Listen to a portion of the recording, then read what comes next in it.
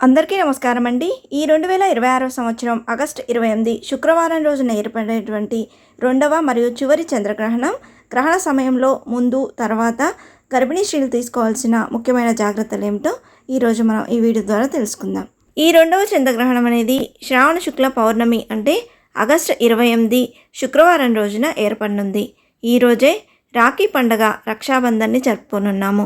ఈ రెండో చంద్రగ్రహణం యొక్క పట్టు విడుపు సమయం అనేది ఆగస్టు 28 శుక్రవారం ఉదయం 8:04 ప్రారంభమై ఉదయం 11:22 ముగుస్తుంది.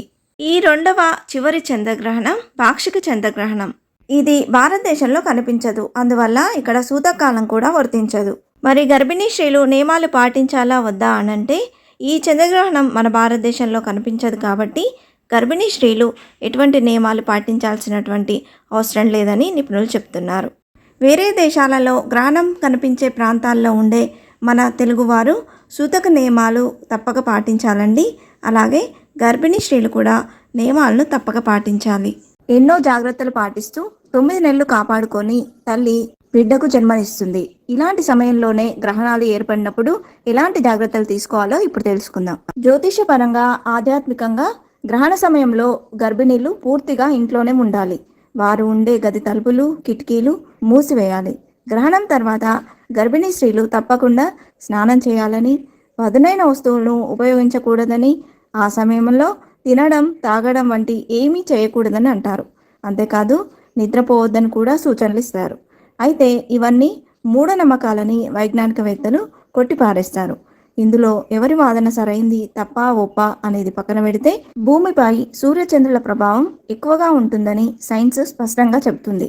అలాగే మన శరీరం దాదాపు 70% నీటితోనే ఉంటుంది.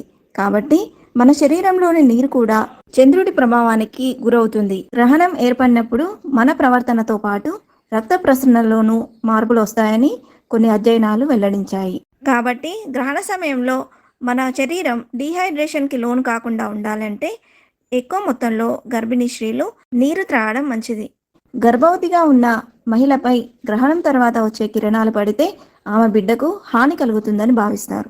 గ్రహణ సమయంలో గర్భిణులు పనిచేస్తే వైకల్యంతో బిడ్డలు పుడతారని, అతినీల లోహిత కిరణాలకు గురైతే చనిపోయే అవకాశం ఉందని కొందరు నమ్ముతారు. అయితే గతంలో వైకల్యాలను ముందే గ్రహించడానికి అల్ట్రాసౌండ్ లేదా స్కానింగ్ వంటి పరీక్షలు అందుబాటులో లేవు కాబట్టి గ్రహణం వల్లే అలా జరిగిందని అనుకునేవారు.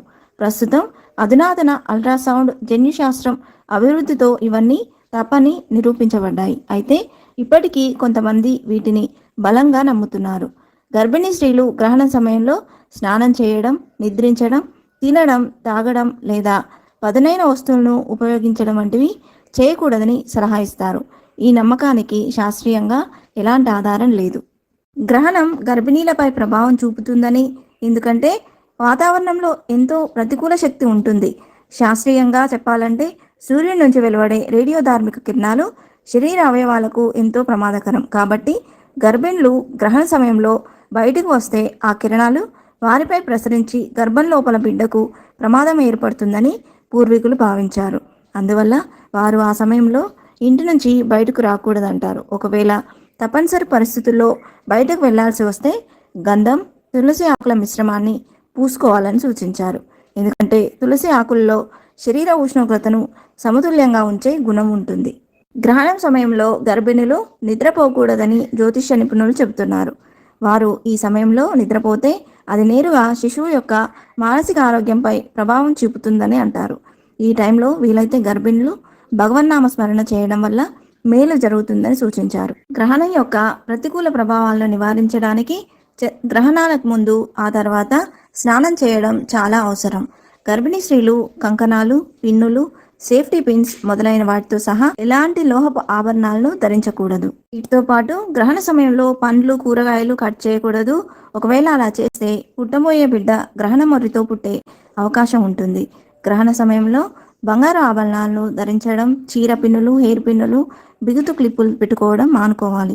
గ్రహణ సమయంలో గర్భిణీ స్త్రీలు ఖచ్చితంగా ఈ నియమాలు పాటించి జాగ్రత్తలు తీసుకోవాలి. ఇంతే ఫ్రెండ్స్, ఈ వీడియో మీకు నచ్చిందని ఆశిస్తున్నాను. ఇలాంటి ఇంట్రెస్టింగ్ వీడియోస్ కోసం please subscribe my channel and press the bell icon. అలాగే లైక్ చేయండి, షేర్ చేయండి. మీకు ఏమైనా సందేహం ఉంటే నా కమెంట్ బాక్స్లో పోస్ట్ చేయండి. మరొక మంచి వీడియోతో మేము ముందుకు వస్తాను. అంతవరకు సెలవు. సర్వేజన సుఖినో భవంతు. స్వస్తి.